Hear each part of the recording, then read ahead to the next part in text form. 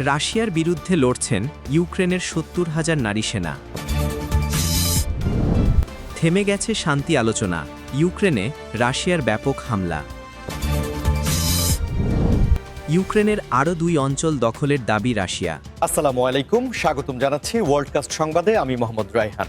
এতক্ষণ শুনছিলেন সংবাদ শিরোনাম, এবার বিস্তারিত। যুদ্ধের ময়দানে এক নতুন ইতিহাসের সাক্ষী হচ্ছে বিশ্ব, যেখানে প্রথাগত রীতিনীতি ভেঙে সামনে এসেছে এক অভাবনীয় পরিসংখ্যান। রাশিয়ার বিরুদ্ধে চলমান এই দীর্ঘস্থায়ী সংঘাতে ইউক্রেনের প্রতিরক্ষা ব্যবস্থায় নারীদের অংশগ্রহণ এখন আর কোনো সাধারণ বিষয় নয়, বরং এটি এক বিরাট শক্তিতে পরিণত হয়েছে। সাম্প্রতিক তথ্যে জানা গেছে বর্তমানে ইউক্রেনের সশস্ত্র বাহিনীতে প্রায় ৭০,০০০ নারী সেনা সক্রিয়ভাবে দায়িত্ব পালন করছেন। এই সংখ্যাটি কেবল একটি পরিসংখ্যান নয়, বরং এটি একটি জাতির টিকে থাকার অদম্য ইচ্ছাশক্তির প্রতীক। যুদ্ধের শুরুতে অনেকেই ধারণা করেছিলেন যে নারীরা হয়তো শুধুমাত্র চিকিৎসা সেবা, লজিস্টিক্স বা প্রশাসনিক কাজের মধ্যেই সীমাবদ্ধ থাকবেন, কিন্তু বাস্তবতা সেই ধারণাকে সম্পূর্ণ ভুল প্রমাণ করেছে। আজকের এই ৭০,০০০ নারী সেনার মধ্যে অনেকেই সম্মুখ যুদ্ধে বা ফ্রন্ট লাইনে সরাসরি লড়াই করছেন। তাদের মধ্যে রয়েছেন দক্ষ স্নাইপার, আর্টিলারি বা কামানের দায়িত্বে থাকা গানার এবং আধুনিক ড্রোন অপারেটর। বিষয়টি গভীরভাবে বিশ্লেষণ করলে দেখা যায় ২০১৪ সালে যখন প্রথম সংঘাতের সূচনা হয়, তখন থেকেই ইউক্রেনীয় নারীরা সেনাবাহিনীতে যোগ দিতে শুরু করেছিলেন, কিন্তু তখন তাদের ভূমিকা ছিল সীমিত। তবে ২০২২ সালের ফেব্রুয়ারি মাসে পুরোদমে যুদ্ধ শুরু হওয়ার পর থেকে এই চিত্র নাটকীয়ভাবে বদলে গেছে। সাধারণ গৃহিণী থেকে শুরু করে শিক্ষিকা, আইটি প্রফেশনাল, এমনকি মিডিয়া ব্যক্তিত্বরাও কাঁধে বন্দুক তুলে নিয়েছেন। তারা প্রমাণ করেছেন যে দেশপ্রেমের প্রশ্নে লিঙ্গ কোনো বাধা নয়। এই বিপুল সংখ্যক নারী সেনার অন্তর্ভুক্তি ইউক্রেনের সামরিক কৌশলেও পরিবর্তন এনেছে। ন্যাটো এবং পশ্চিমা সামরিক বিশ্লেষকরা বলছেন, নারীদের এই অংশগ্রহণ ইউক্রেনের জনবল সংকট কাটাতে যেমন সহায়তা করছে, তেমনি বাহিনীর মোরালে বা মানসিক শক্তিতেও বিরাট ইতিবাচক প্রভাব ফেলছে। তবে এই পথচলা মোটেও সহজ ছিল না। যুদ্ধের ময়দান ঐতিহাসিকভাবে পুরুষদের জন্য ডিজাইন করা, তাই শুরুর দিকে নারীদের জন্য সঠিক মাপের ইউনিফর্ম, বুট বা আর্মার পাওয়া ছিল এক বিশাল চ্যালেঞ্জ। কিন্তু সময়ের সাথে সাথে ইউক্রেনের প্রতিরক্ষা মন্ত্রণালয় এবং বিভিন্ন স্বেচ্ছাসেবী সংগঠনের উদ্যোগে এখন নারীদের জন্য বিশেষায়িত গিয়ার বা সরঞ্জাম সরবরাহ করা হচ্ছে। আপনারা হয়তো সোশ্যাল মিডিয়ায় এমন অনেক ভিডিও দেখেছেন যেখানে নারী সেনারা ট্রেঞ্চ বা পরীক্ষায় থেকে সাহসিকতার সাথে শত্রুর মোকাবেলা করছেন। তাদের এই ত্যাগ এবং সাহস বিশ্বজুড়ে নারী ক্ষমতায়নের এক নতুন দৃষ্টান্ত স্থাপন করেছে। তবে মুদ্রার উল্টো পিঠও আছে। এই নারী সেনারাও যুদ্ধের ভয়াবহতা, শারীরিক আঘাত এবং মানসিক ট্রমার শিকার হচ্ছেন। তবুও তাদের মনোবল অটুট। বিশ্লেষকরা মনে করছেন, যুদ্ধের ফলাফল যাই হোক না কেন, ইউক্রেনের এই নারী যোদ্ধারা ইতিহাসের পাতায় নিজেদের নাম স্বর্ণাক্ষরে লিখে রাখছেন। দর্শক, আপনারা কি মনে করেন, নারীদের এই প্রত্যক্ষ অংশগ্রহণ আধুনিক যুদ্ধের গতিপথ বদলে দিতে পারে? আপনাদের মতামত কমেন্ট সেকশনে জানাতে ভুলবেন না, কারণ আপনাদের প্রতিটি মতামত আমাদের আলোচনার গভীরতা বাড়ায়। যুদ্ধের মাঠের উত্তাপ যখন তুঙ্গে, তখন কূটনৈতিক আলোচনার টেবিল যেন বরফের মতো জমে গেছে। সাম্প্রতিক পরিস্থিতি বিশ্লেষণ করলে দেখা যায়, রাশিয়া এবং ইউক্রেনের মধ্যে শান্তি আলোচনার যে ক্ষীণ সম্ভাবনাটুকু দেখা গিয়েছিল, তা বর্তমানে পুরোপুরি থমকে আছে।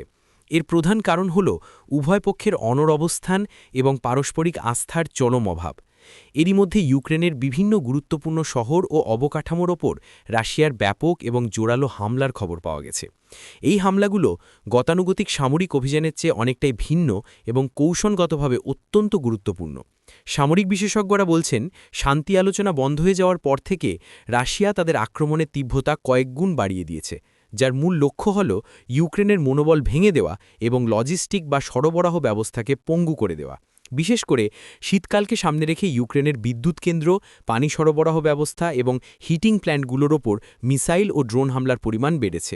এর ফলে দেশটির সাধারণ নাগরিকরা এক চরম মানবিক সংকটের মুখোমুখি হচ্ছেন। আন্তর্জাতিক সম্পর্ক বিশ্লেষকদের মতে, শান্তি আলোচনা থেমে যাওয়ার পেছনে ভূরাজনীতির একটি বড় ভূমিকা রয়েছে। একদিকে ইউক্রেন দাবি করছে যে তাদের হারানো সমস্ত ভূখণ্ড পুনরুদ্ধার না করা পর্যন্ত কোনো সমঝোতা সম্ভব নয়। অন্যদিকে রাশিয়া তাদের দখলকৃত অঞ্চলগুলোকে নিজেদের অংশ হিসেবে দাবি করে আলোচনার শর্ত জুড়ে দিচ্ছে। এই দুই মেরুর অবস্থানের কারণে মধ্যস্থতাকারী দেশগুলো যেমন তুরস্ক বা জাতিসংঘের প্রচেষ্টাগুলো ব্যর্থ হচ্ছে। বর্তমানের এই ব্যাপক হামলাকে অনেকেই রাশিয়ার প্রেশার ট্যাকটিক্স বা চাপ প্রয়োগের কৌশল হিসাবে দেখছেন। তারা চাইছেন যুদ্ধের ময়দানে ইউক্রেনকে এমন এক কোণঠাসা অবস্থায় নিয়ে যেতে যাতে কিয়েভ বাধ্য হয়ে রাশিয়ার শর্ত মেনে আলোচনার টেবিলে ফিরে আসে। কিন্তু বাস্তবে ঘটছে উল্টোটা। এই হামলাগুলোর পর ইউক্রেনের সাধারণ মানুষ এবং সরকারের প্রতিরোধ স্পৃহা আরও বেড়ে গেছে। পশ্চিমা বিশ্ব থেকেও এই হামলার তীব্র নিন্দা জানানো হচ্ছে এবং ইউক্রেনকে আরও উন্নত আকাশ প্রতিরক্ষা ব্যবস্থা বা এয়ার ডিফেন্স সিস্টেম দেওয়ার প্রতিশ্রুতি দেওয়া হচ্ছে। ফলে যুদ্ধটি এখন একটি দীর্ঘস্থায়ী এবং জটিল রূপ ধারণ করেছে, যাকে সামরিক ভাষায় বলা হয় ওয়ার অফ অ্যাট্রিশন বা ক্ষয়ক্ষতির যুদ্ধ। এই পরিস্থিতিতে সাধারণ মানুষের দুর্ভোগের কোনো সীমা নেই। আশ্রয়কেন্দ্রগুলোতে দিন কাটছে লাখ লাখ মানুষের, আর সাইরেনের শব্দ এখন তাদের নিত্যসঙ্গী। দর্শক, যুদ্ধের এই ভয়াবহতা এবং শান্তি আলোচনার অচল অবস্থা নিয়ে আপনাদের কি ভাবনা? আপনারা কি মনে করেন খুব শীঘ্রই কোনো সমাধান আসবে, নাকি এই সংঘাত আরও দীর্ঘ হবে? ভিডিওটিতে একটি লাইক দিয়ে আমাদের সাথে থাকুন, কারণ আমরা চেষ্টা করি প্রতিটি খবরের পেছনের প্রকৃত সত্যটি আপনাদের সামনে তুলে ধরতে। যুদ্ধের মানচিত্রের দিকে তাকালে দেখা যায় পরিস্থিতির পরিবর্তন হচ্ছে খুব দ্রুত এবং নাটকীয়ভাবে। সর্বশেষ পাওয়া খবরে রাশিয়া দাবি করেছে যে তারা ইউক্রেনের পূর্বাঞ্চলের আরও দুটি গুরুত্বপূর্ণ অঞ্চল বা লোকালয় নিজেদের নিয়ন্ত্রণে নিতে সক্ষম হয়েছে। এই দাবিটি যুদ্ধের বর্তমান প্রেক্ষাপটে অত্যন্ত তাৎপর্যপূর্ণ, কারণ পূর্বাঞ্চল বা ডনবাস রিজিয়নই এখন এই সংঘাতের মূল কেন্দ্রবিন্দু।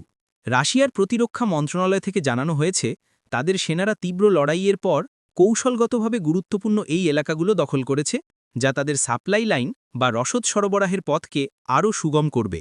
যদিও ইউক্রেনের পক্ষ থেকে তাৎক্ষণিকভাবে এই দাবির সত্যতা পুরোপুরি স্বীকার করা হয়নি, তবে কিয়েভ এটা মেনে নিয়েছে যে পূর্বাঞ্চলের ফ্রন্টলাইনগুলোতে লড়াই ভয়াবহ কঠিন অবস্থায় রয়েছে। সামরিক বিশ্লেষকরা বলছেন এই দুটি অঞ্চল দখলের দাবি যদি সত্য হয়, তবে এটি রাশিয়ার জন্য একটি বড় মোরাল বুস্ট বা মানসিক বিজয় হতে পারে।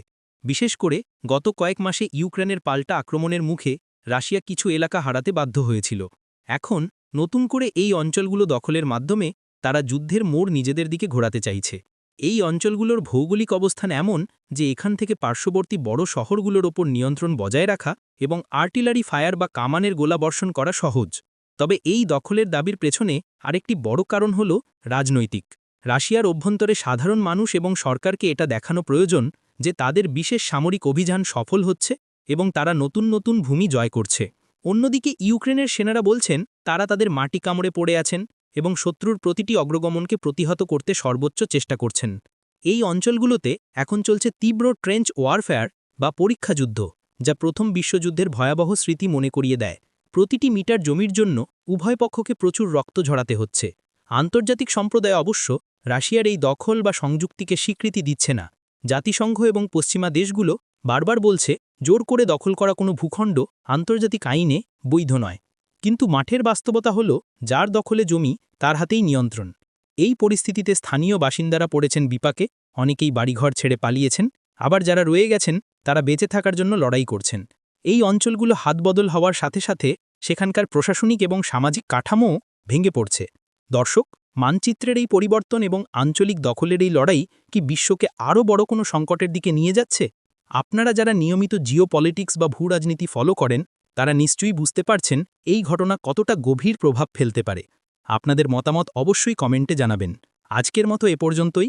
আমরা চেষ্টা করেছি সংবাদের শিরোনামগুলোর গভীরে গিয়ে আপনাদের কাছে সঠিক চিত্রটি তুলে ধরতে। যদি আমাদের এই বিশ্লেষণধর্মী উপস্থাপনা আপনাদের ভালো লাগে, তবে চ্যানেলটি সাবস্ক্রাইব করে বেল আইকনটি চেপে দিন, যাতে পরবর্তী আপডেট মিস না করেন। সবাই ভালো থাকবেন, সুস্থ থাকবেন এবং সত্যের সঙ্গেই থাকবেন। ধন্যবাদ।